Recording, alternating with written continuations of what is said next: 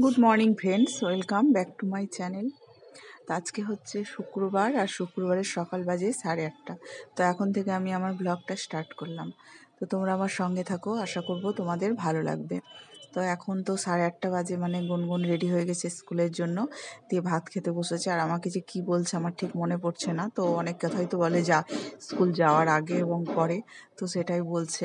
তো যাই হোক, ওর খাওয়া হয়ে গেল আর এদিকে রেডি হয়ে গেছে, ওর নিচে নামবে, তারপরে আমার কাজ শুরু হবে। তো ওর বাপির সঙ্গে চলে গেল নিচে, আর এদিকে আমার কাজ শুরু হলো। কয়েকদিন থেকে তো জামা কাপড় ধুয়ে শেষই করতে পারছি না, পুরো মানে চলছে ধোয়া আর ধোয়া। তো আজকেই শেষ, আর ধোবো না কালকে থেকে, কারণ আমরা আবার লালগোলা যাব। তো তার আগে সব ধুয়ে পরিষ্কার করে গুছিয়ে রেখে যাব, তাহলে বাড়ি এসে কোনো অসুবিধা হবে না। তো যাই হোক, তো একটা ফ্লিপকার্ট থেকে জিনিস অর্ডার দিয়েছিলাম। তো তোমাদেরকে বলছি না কী জিনিস, তোমরা দেখলেই বুঝতে পারবে। তো সেটাই এখন খোলাখুলি চলছে। তো দেখো, এবার তো বুঝতে পেরেছো এটা কি। তো যেটার জন্য আমরা অর্ডার করেছিলাম, যে একটু মানে জানালা টানালাগুলোতে প্রচণ্ড ধুলো পড়ে, পরিষ্কার করার জন্য, তো সেটা ঠিক আমাদের মনের মতো হলো না, যেটা আর কি দেখেছিলাম আমরা মোবাইলে। তো তার জন্য এটা আবার চেঞ্জও করে দিয়েছি, রাখিনি।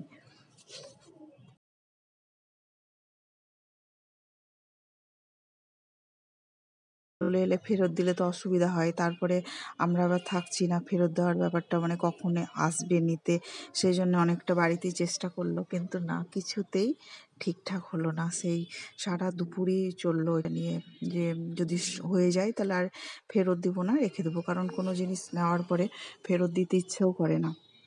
তো কিন্তু কী করা যাবে, শেষমেশ ফেরত দিতেই হলো।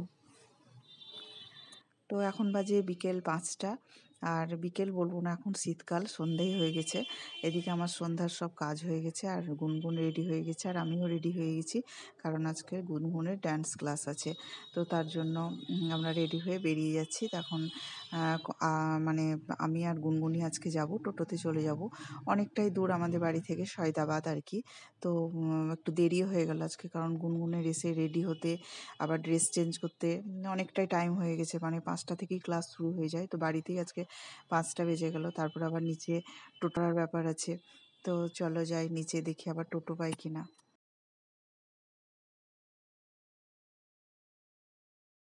তো হয়ে গেলে ফোন করে দিতে। তো ফোন করে দিয়েছিলাম, আর আমাদেরকে নিতে চলে গেছিলো। তো এই তো চলে আসছি, এখন আমরা সয়দাবাদের মধ্যেই আছি। তারপরে সয়দাবাদ থেকে পড়বে কি বলছে ওটাকে, সোনাপট্টি। সোনাপট্টির মধ্যে এবার ঢুকলাম। এই যে সোনাপট্টির রাস্তা। তো শীতকালে সন্ধ্যাবেলায় বেশ ভালো লাগে, রাস্তায় বেশ ভালোই লোকজন আছে। তো এই যে চলে এলাম সোনাপট্টির মধ্যে দিয়ে।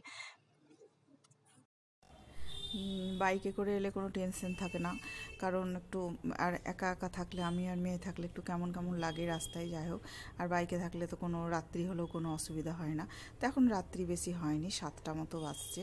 তো আমরা একটু এদিক ওদিক ঘোরাফেরা করলাম, দিয়ে এবার বাড়ি ঢুকবো।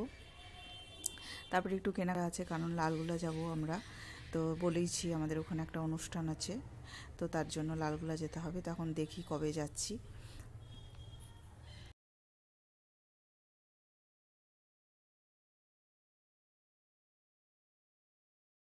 তো আমরা বাড়ি চলে এসেছি, আর সেই দিন যে সুনিতা থেকে আমি উলেন কুর্তিটা নিয়েছিলাম, এই যে সেই কুর্তিটা, তো যাওয়ার সময় অতটা সামনাসামনি দেখানো হয়নি, তো এখন দেখালাম। তারপরে এসে এই যে ঠান্ডা লেগেছে আমাদের খুব বাইরে থেকে এসে, তো 3জনের জন্য 3 কাপ কফি করে নিয়েছি, তার আগে মুড়ি খেয়েছি। তো এখন গুনগুনের এখন পড়াশোনা চলছে।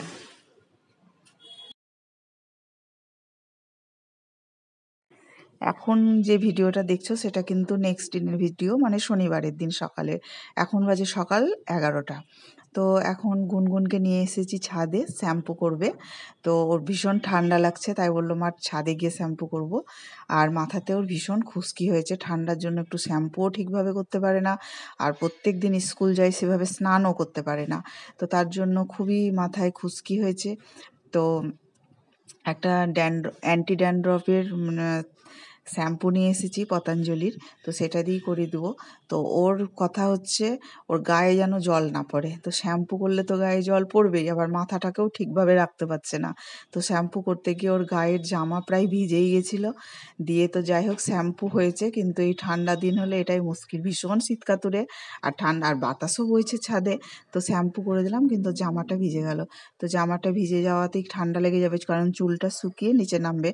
তো আমার আবার হাউস কোটটা দিলাম, দিয়ে সেটাই আবার পরলো, দিয়ে রোদ্রে একটু থেকে।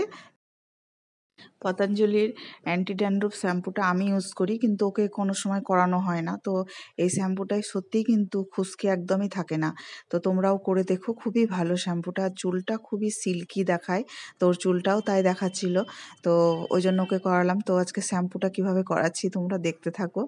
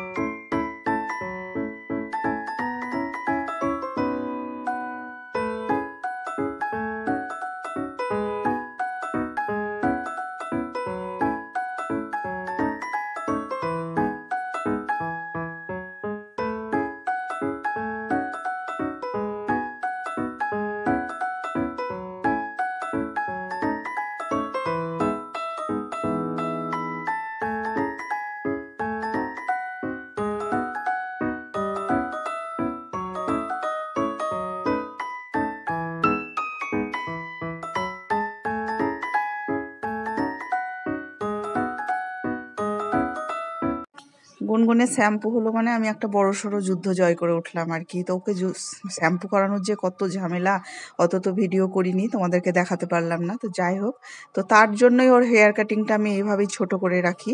ও চাই যে মা আমার ফ্রেন্ডদের চুল অনেক বড়, আমারও বড় করো। হ্যাঁ, আর ভীষণ মোটা চুল, শুকাতেও খুব দেরি হয়, আর নিজে তো একদম কিছুই পারে না। তো তার জন্য আমি বলেছি যবে তুমি বড় হবে তখন তোমার চুল অনেক বড় বড় হবে। তো ভিডিওটা এখানেই শেষ করলাম।